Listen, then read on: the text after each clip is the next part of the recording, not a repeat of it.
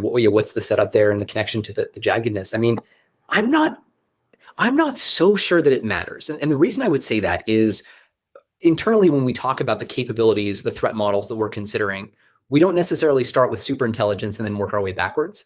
What we do is we say, okay, what are the specific capabilities that are tied to specific threat models?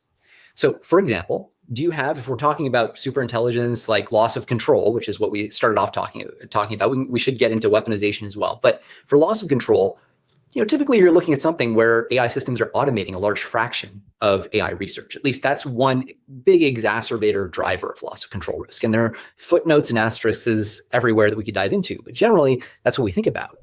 And so when you want to narrow down the conversation kind of to make it maybe constructive so we can get our arms around things, I think it can be helpful to think about like, what is the first AI going to look like that does recursive self-improvement?